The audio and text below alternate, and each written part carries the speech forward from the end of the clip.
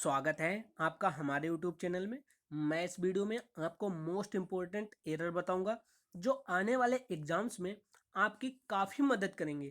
तो मेरे साथ इस वीडियो के अंत तक बने रहिए, आपको इंग्लिश ग्रामर के इम्पोर्टेंट रूल जानने को मिलेंगे। यदि ये वीडियो आपको पसंद आए तो मेरे चैनल को शेयर एंड सब्सक्राइब जरूर करें और कमेंट बॉक्स में ये ज़रूर बताएं कि ये वीडियो आपको कैसा लगा। चलिए शुरू करते हैं। इस सेंटेंस में आपको एक या एक से अधिक एरर हो सकती हैं। The very poor has been spared and even given marginal relief as on the case for the cut in the price of kerosene. चलिए देखते हैं। दी वेरी पुअर, पुअर क्या है? एक हमारा एडजेक्टिव है। पुअर क्या है? हमारा एक एडजेक्टिव है। अब एडजेक्टिव के पहले हमारा वेरी लगा। वेरी एक हमारा एडजेक्टिव भी है और एक एडवर्ब भी है, लेकिन एडजेक्टिव के पहले क्या आता है? हमारा एडवर्ब। ठीक है, एडवर्ब से पहले हमारा आर्टिकल दी दिया हुआ है, लेकिन हमारा नाउन मिस है क्योंकि हैज हमारी वर्ब आ गई है। ठीक है, अब लेकिन एक एडजेक्टिव में रूल है। क्या एडजेक्टिव में रूल है? जब आर्टिकल दी के साथ एडजेक्टिव आ जाता है तब वह ग्रुप्स ऑफ पीपल्स को डोनेट करता है। कैसे? जैसे अगर यहाँ लिखा है द पुअर तो इसका मतलब हो जाएगा गरीब लोग। द रिच यानी अमीर लोग। द अनएम्प्लॉयड यानी बेरोजगार लोग। तो as a groups of peoples को डोनेट करता है, और ग्रुप्स ऑफ पीपल जो होते हैं एज अ प्लूरल। तो यहाँ वर्ब हैज जो है उसकी जगह हमारी वर्ब आ जाएगी हैव। तो पहली गलती हमारी यहाँ पर है, यानी गरीब लोगों को। स्प्रेड माने होता है बख्श बख्श देना या रक्षा करना। बख्शा गया है यानी गरीब लोगों को बख्शा गया है। और संबंध, हाँ देखो यहाँ स्ट्रक्चर पैसिव वॉइस के, क्योंकि हैव बीन, बीन के साथ एक्टिव वॉइस में बी फोर आता है और पैसिव वॉइस में बी थ्री आता है, यानी गरीब लोगों को बख्शा गया है। और इवन गिवन, इवन एक हमारा एडवर्ब भी है और एक एडजेक्टिव भी है।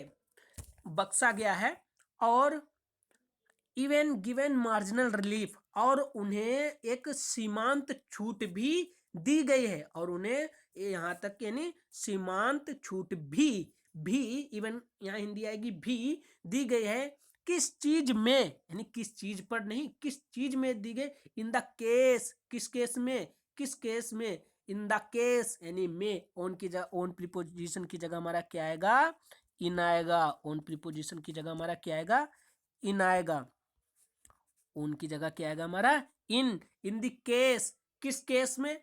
ऑफ दी, फोर नहीं, of the cut in the price of kerosene. क्योंकि हमें पता है जब दो नाउन हो जैसे द केस और द कट, अब इन दो नाउन में अगर हमें पोजीशन बताना है तो हमें एक पजेसिव केस का यूज करना पड़ेगा। और पजेसिव केस यही आएगा एक ऑफ। हमें क्या बोलना पड़ेगा? The case of the cut in the price of kerosene. ठीक है, तो इस सेंटेंस में हमें कितनी एरर मिली? 3 एरर मिली। हैज की जगह हमारा क्या होगा? हैव होगा। ओन की जगह हमारा इन होगा। फोर की जगह ऑफ होगा। इसका सोल्यूशन क्या है? सोल्यूशन आप स्क्रीनशॉट ले सकते हैं। हैज की जगह हैव होगा, ओन की जगह इन होगा, फोर की जगह हमारा ऑफ होगा। नेक्स्ट क्वेश्चन पे चलते हैं। अब इस सेंटेंस में भी एक या एक से अधिक एरर हो सकती है। He also informed that a proposal in detailed had been sent for the government seeking additional funds for lay roads। देखते हैं, बताओ। चलिए देखते हैं। ही आल्सो, आल्सो एक एडवर्ब है। आल्सो क्या है? एक हमारा एडवर्ब। इन्फॉर्म माने सूचित करना, एक नाउन भी है एक वर्ब भी है, यानी सूचना या इन्फॉर्म करना, सूचित करना, इंफॉर्मेशन, इंफॉर्मेशन। ठीक है, लेकिन इन्फॉर्म, ही आल्सो इन्फॉर्म, लेकिन आगे सेंटेंस हमारा किसमें? हैड बीन सेंट, यानी हमारा पास्ट परफेक्ट का पैसिव है, हैड बीन सेंट।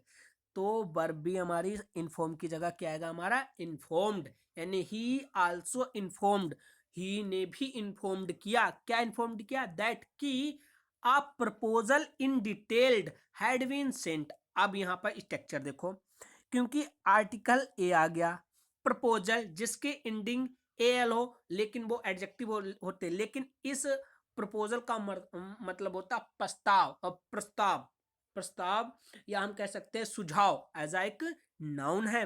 और डिटेल्ड, डिटेल्ड इन प्रीपोजिशन है, इन एक प्रीपोजिशन। और प्रीपोजिशन के बाद हमें पता है अगर कोई वर्ब आती है तो वो बी फॉर्म में आती है। Had been sent, had been sent जो है वर्ब सेंट आई, किसके लिए आई? उस प्रपोजल के लिए आई। तो डिटेल्ड क्या है? डिटेल्ड एक हमारा पार्टिसिपल का एक एडजेक्टिव है। तो यहाँ पे सही स्ट्रक्चर क्या होगी? हमें क्या बोलना पड़ेगा? He also informed that a detailed proposal, क्या बोलना पड़ेगा? आ डिटेल्ड, हमें डिटेल्ड पहले लिखना पड़ेगा और प्रपोजल बाद में लिखना पड़ेगा, और इन प्रीपोजिशन को हमें छोड़ना होगा। In detailed proposal sent, sent किया गया, सेंट किसको सेंट किया गया? टू द, फोर की जगह हमारी प्रीपोजिशन क्या आएगी? टू आएगी, यानी किसे सेंट किया गया है उसे बताना, किसी के लिए नहीं, किसी को सेंट किया गया है एक डिटेल्ड प्रपोजल। टू, फोर की जगह क्या है? To the government seeking additional funds for, यानी वो अतिरिक्त फंड्स की, मतलब अतिरिक्त फंड्स की सीकिंग, सीकिंग माने होता है तलाशना, किस चीज के लिए? फॉर, फोर प्रीपोजिशन यहाँ ठीक है, किस चीज के लिए? ले रोड्स नहीं आएगा, लेइंग रोड्स, यानी रोड को बिछाने के लिए मैंने एडिशनल फंड्स की गवर्नमेंट क्या करे? तैयारी तलाश कर रही। तो इस सेंटेंस में हमें कितनी एरर मिली? 3 एरर मिली। तो देख लेते हैं सॉल्यूशन। इफ इन्फॉर्म की जगह हमारा क्या आएगा? इन्फॉर्म्ड आ जाएगा। आप प्रपोजल इन डिटेल्ड की जगह क्या आएगा? आ डिटेल्ड प्रपोजल आएगा। फोर की जगह टू आएगा, ले की जगह हमारा लेइंग आएगा। चलिए नेक्स्ट क्वेश्चन पे चलते हैं।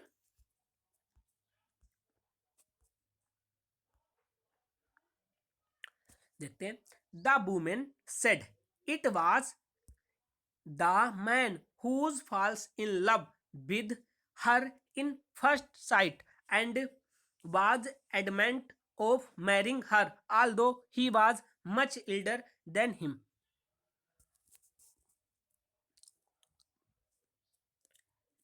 चलिए देखते हैं। द वुमेन सेड, यानी वुमेन ने कहा, इट वाज यह था, क्या था? द मैन, जो आदमी, हुज फॉल्स, फॉल्स क्या है? गिर पड़ना, एक वर्ब है, और वर्ब सेड हमारा पास्ट टेंस है, तो फॉल्स हमारी प्रेजेंट टेंस की वर्ब लगी, तो हमें इसे किस में कन्वर्ट करना होगा? पास्ट टेंस में। तो फॉल्स की सेकेंड फॉर्म क्या होती है?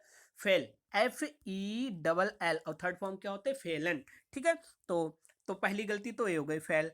तो अब एक रिलेटिव प्रोनाउन में हमारा 3 होते हैं हु के बाद, हु, हुज और हुम। तो हु होता है हमारा एक सब्जेक्टिव केस, हुम होता है हमारा ऑब्जेक्टिव केस, और हुज होता है हमारा possessive case. Whose possessive case जब होता है, देखो अगर हु आया है तो हु से पहले एक एंटीसीडेंट होगा, क्या होगा? हमारा एंटीसीडेंट होगा और वर्ब होगी, हु तभी आएगा। तो यहाँ देखते हैं द मैन क्या है? एक हमारा एंटीसीडेंट और वर्ब है हु, और सॉरी फॉल्स, तो यहाँ क्या आएगा? हमारा हु आएगा। अच्छा, हुम कब आता है? हुम आता है आपका ऑब्जेक्टिव केस में, जब इधर एक नाउन हो और इधर नाउन हो, ये दोनों नाउन इंडिविजुअल हो, ना कि इन पर पजेशन हो। अगर इन पर पजेशन है, इस नाउन का इस नाउन पे पजेशन है, तब हमारा आता है हुज, तब हमारा क्या आता है? हुज, तब हमारा हुम नहीं आता। और आपको पता है हु कब आता है? हु जब आता है जब इससे पहले हमारा क्या हो? एक एंटीसीडेंट हो, और इसके बाद क्या हो? हमारा वर्ब हो। तो यहाँ क्या आएगा? हमारा हु आएगा। तो हमारा हुज की जगह क्या आ जाएगा? हु। तो इस सेंटेंस में अभी तक हमें कितनी एरर मिल चुकी है? अभी तक 2, एक तो हु और दूसरा fail. In love with her, यानी किसके साथ मैंने प्यार हुआ? हर। इन फर्स्ट साइट, यानी पहली दफा में, हिंदी यानी पहली नजर में, सॉरी साइट का मतलब होता है नजर, यानी पहली नजर में। ठीक है, तो इन फर्स्ट साइट नहीं होता, एट फर्स्ट साइट। हिंदी तो ठीक है इन फर्स्ट साइट, लेकिन सही हमारा क्या एक्सप्रेशन होता है? एट फर्स्ट साइट, यानी पहली नजर में। अच्छा, साइट 3 तरीके के होते हैं, एक SIGHT जो आपको दिख रहा है साइट, इसका मतलब होता है नजर, दृष्टि, और एक होता है SITE साइट, इसका मतलब होता है हवाला देना। ठीक है, हवाला देना या एग्जाम्पल, उदाहरण देना। ठीक है, और एक होता है SITE साइट, इसका मतलब होता है जगह। तो इस साइट का मतलब होता है नजर, यानी हर, at first sight, and was adamant, यानी वो अड़ा था। कौन? वही मेन। किस चीज पे अड़ा था? किस चीज पर अड़ा था? मैरिंग हर, यानी एडामेंट ऑफ, ऑफ की जगह क्या आएगा हमारा ओन, क्योंकि वो उस चीज पर, उस बात पर अड़ा था। किस बात पर? मैरिंग हर, यानी उससे शादी करना। आल दो, हालांकि, फिर भी, सी वाज, यानी सी थी, क्या थी? मच इल्डर देन हिम, यानी उससे बड़ी थी, तब भी वह उस बात पे अड़ा था, शादी के लिए उस बात पर अड़ा था। ठीक है, अब यहाँ पे नेक्स्ट एरर क्या है? हमारे दो वर्ड होते हैं, एक ओल्डर होता है, दोनों कंपैरेटिव डिग्री के, एक हमारा एल्डर होता है। एल्डर का यूज हम जब करते हैं जब हमारा सेम ब्लड रिलेशन हो, और ओल्डर का हम जब यूज करते हैं जब हमारा सेम ब्लड रिलेशन ना हो और उसमें हमें बड़े को बताना होता है, तब हमारा ओल्डर का यूज किया जाता है। और जब घर परिवार में सेम ब्लड रिलेशन में बड़े को बताना होता है तो एल्डर। यहाँ वो परिवार का तो है नहीं, तो एल्डर की जगह हमें क्या आएगा? यहाँ पे ओल्डर आएगा। तो इस सेंटेंस में हमें काफी एरर देखने को मिली है, देखते हैं। The women said it was the man who fell in the love with her at first sight and was adamant on marrying her although she was much older than him। इसका solution देखते हैं। Whose की जगह हमारा क्या आएगा? Who आएगा। False की जगह हमारा फेल आएगा। इन की जगह हमारा एट आएगा। ऑफ की जगह हमारा ऑन आएगा। ओल्डर की जगह हमारा एल्डर आएगा। चलिए नेक्स्ट क्वेश्चन पे चलते हैं। The absence of proper the filters and encroachments for canals are the main reasons for water logging, a sanitary inspector at Madurai Corporation said। चलिए देखते हैं रन। द absent, absent का मतलब होता है अनुपस्थिति, और मैंने बताया जिसकी एंडिंग ENT हो वो सारे हमारे क्या होते हैं? एडजेक्टिव होते हैं। लेकिन यहाँ पोजीशन किस चीज की है? एक नाउन की। तो हमारा absent की जगह क्या आएगा? absence आएगा। क्या आएगा हमारा? absence आएगा हमारा। क्या आएगा? absence आएगा। अनुपस्थिति थी, किस चीज की अनुपस्थिति? Proper the filters. देखो पजेशन हमारा ओफ आया, ओफ से हमें पता है दो नाउन कनेक्ट होते, और प्रॉपर एक हमारा एडजेक्टिव है। प्रॉपर का मतलब होता है ठीक या सही या उचित या यथोचित, यानी अब हमें यहाँ पर स्ट्रक्चर सही बनानी पड़ेगी। हमें क्या बोलना पड़ेगा? The absent of proper filters. Filters हो जाएगा हमारा नाउन, जो पानी को छानते हैं या किसी चीज को छानने वाले को हम फिल्टर्स करते हैं। और इससे पहले हमारा एक प्रॉपर एक एडजेक्टिव आ जाएगा, यहाँ पोजीशन ऑफ आ जाएगा, एक यहाँ नाउन हो जाएगा, हमारी स्ट्रक्चर बिल्कुल सही हो जाएगी। ठीक है, the absent of proper filters and encroachments. और यहाँ पे देखते हैं क्योंकि एंड से सेम पार्ट ऑफ स्पीच और सेम टोन के ही वर्ड कनेक्ट होते हैं। इधर भी फिल्टर्स हमारा प्लूरल फॉर्म में दिया है और इधर भी इंक्रोचमेंट हमारा प्लूरल फॉर्म में दिया है, तो यहाँ पर भी ये सही है। ठीक, इंक्रोचमेंट्स, अब वो अब्सेंस है, अनुपस्थिति है, ठीक जगह पर नहीं है। कहाँ? ऑफ, फोड़ने के, कैनाल्स, कैनाल्स का मतलब होता है नदी, ओ सॉरी नहर। ऑफ कैनाल्स यानी कैनाल्स जो फिल्टर्स और इंक्रोचमेंट्स हैं वो सही से नहीं है। कहाँ नहीं है? Canals are the main reason, और यह मुख्य कारण है। किस चीज के लिए मुख्य कारण है? For water longing. Water longing का मतलब होता है कि पानी का भर जाना, यानी यहाँ मुख्य कारण है। किस चीज का मुख्य कारण है? कि कैनाल्स में, जो कैनाल्स में है जो फिल्टर्स और इंक्रोचमेंट का अपनी जगह एक प्रॉपर स्थान पर अनुपस्थित होना। ये किसने कहा है? A sanitary inspector at Madurai corporation said. तो इस सेंटेंस में हमें कितनी एरर मिली? सॉल्यूशन देखते हैं। इस सेंटेंस में हमें मिली absent की जगह absence होगा, प्रॉपर दी फिल्टर्स की जगह हमारा प्रॉपर फिल्टर्स होगा, और फोर की जगह हमारा ऑफ होगा। इस सेंटेंस में हमें कितनी एरर मिली? 3 एरर मिली। चलिए नेक्स्ट क्वेश्चन पे चलते हैं।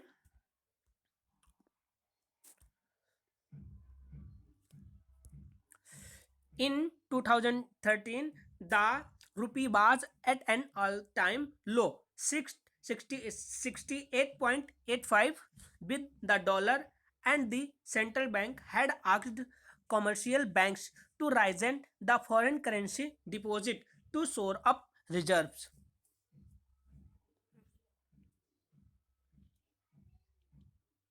चलिए देखते हैं।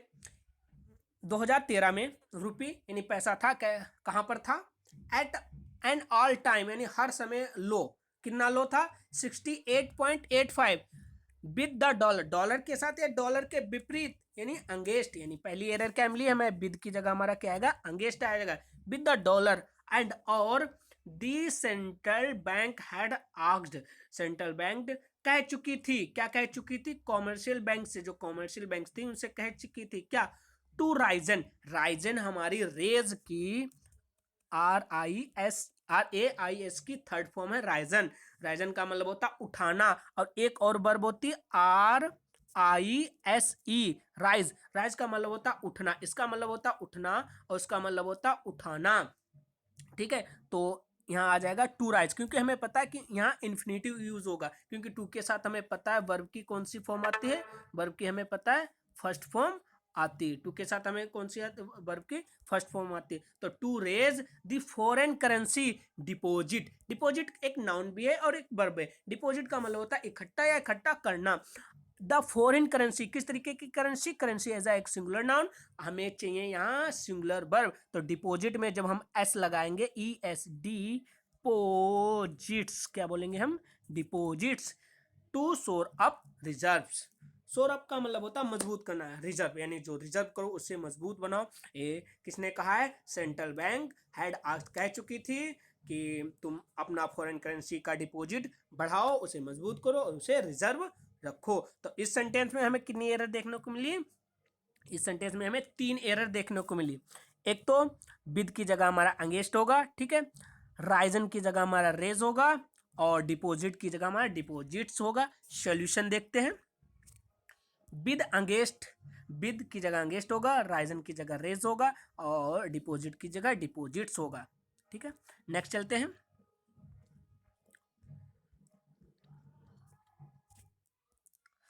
The ultimate objective should be to render complete justice to the country estimated 2.68 crore disabled pupils.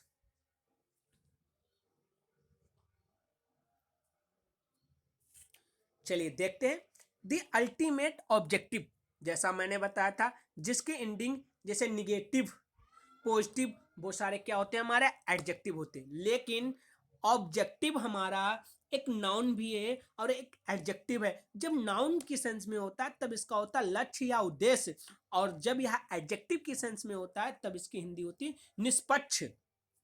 Ultimate, अब अल्टीमेट भी एक हमारा एडजेक्टिव भी है और एक नाउन भी है, नाउन के सेंस में इसकी हिंदी होती है उत्तम, और एडजेक्टिव में भी उत्तम या सर्वोत्तम परम कह सकते हैं। अब यहाँ क्योंकि यहाँ जो उसकी कंडीशन है एज अ एक एडजेक्टिव है, तो the ultimate objective should be यानी एक सर्वोत्तम लक्ष्य होना चाहिए किस चीज के लिए, टू रेंडर, यानी टू रेंडर, रेंडर का मतलब होता है प्रस्तुत करना या देना या अर्पित करना, कंप्लीट जस्टिस, कैसा जस्टिस, कंप्लीट जस्टिस किसको, to the country estimated 2.68 crore disabled peoples. अब हम देखते हैं, एक तो इजी एरर आपको मिल गई होगी क्योंकि पीपल्स नहीं होता, पीपल होता है, हाँ पीपल्स एक कंडीशन में होता है, कब, जब हम डिफरेंट कंट्रीज के लोगों की बात करते हैं तब हम पीपल्स का यूज करते हैं, ना कि पीपल का, ठीक है। यहाँ पीपल्स की जगह हमारा पीपल होगा, और एरर यहाँ पर एक और है, द कंट्री, कंट्री होगा एस्टिमेटेड, अगर हम इसके अकॉर्डिंग वर्ब मान ले, चलो फिर 2.68 करोड़ डिसेबल्ड पीपल्स,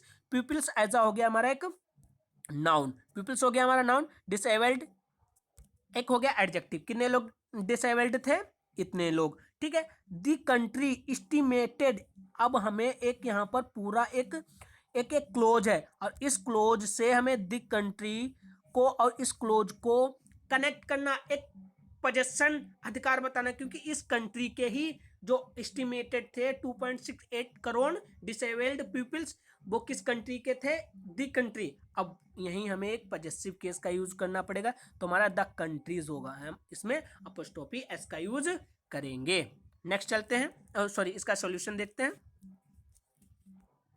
तो इसमें हमें 2 एरर मिली, कंट्री की जगह हमारा कंट्रीज होगा और पीपल्स की जगह हमारा क्या होगा, पीपल होगा। नेक्स्ट चलते हैं, it is time the center evolved a more inclusion policy that is the full in the full conformity with their legal obligations.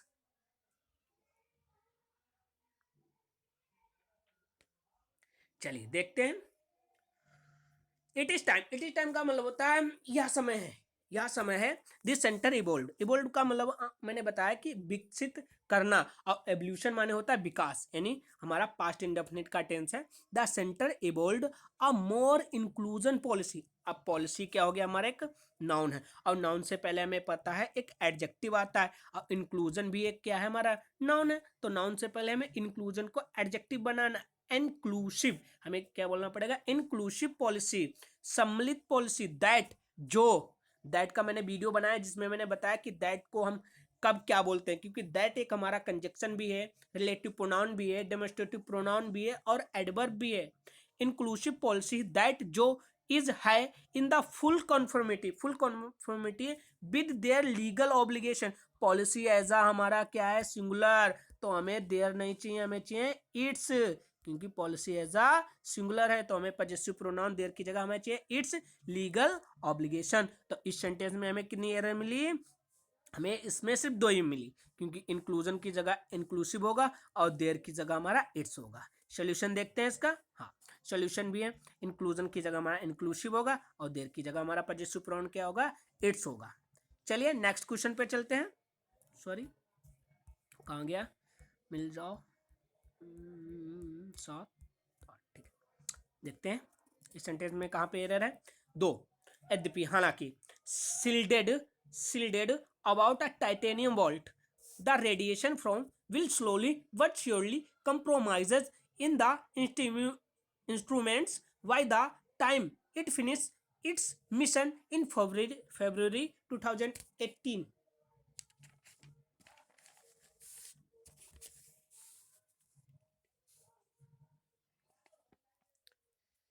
चलिए देखते हैं। दो का एक कंजक्शन भी है और एक एडवर्ब भी है, एक कंजक्शन भी है और एक एडवर्ब भी है। अब ये जो दो कंजक्शन की तरह यहाँ काम कर रहा है, जो कॉमा है, कॉमा की जगह इन्होंने दो सील्डेड एक वर्ब है, वर्ब किसकी है, आ टाइटेनियम बोल्ट की, क्योंकि उन्होंने कंजक्शन को हम इस तरीके से भी रख सकते हैं जब कंजक्शन में दो का यूज किया जाता है। तो दो sealed about a titanium bolt, पहले हम इतना पढ़े, आ टाइटेनियम बोल्ट, ठीक है। सील्डेड अबाउट नहीं होगा, सील्डेड बाई यानी द्वारा, क्योंकि हमें पता है, क्योंकि B3 के बाद हमारी वो प्रीपोजिशन बाई ही आती है, ना कि और कोई।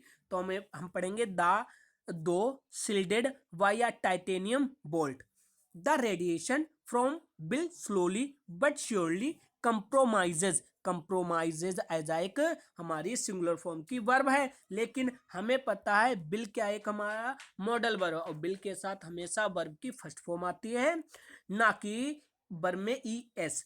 अब स्लोली और श्योरली ये दोनों क्या हो गए, हमारे एडवर्ब हो गए। कंप्रोमाइजेज क्या हो गए, वर्ब से पहले हमारे एडवर्ब आ जाता है, तो यहाँ पर भी ये स्ट्रक्चर से बस कंप्रोमाइजेज की जगह हमारा कंप्रोमाइज आ जाएगा।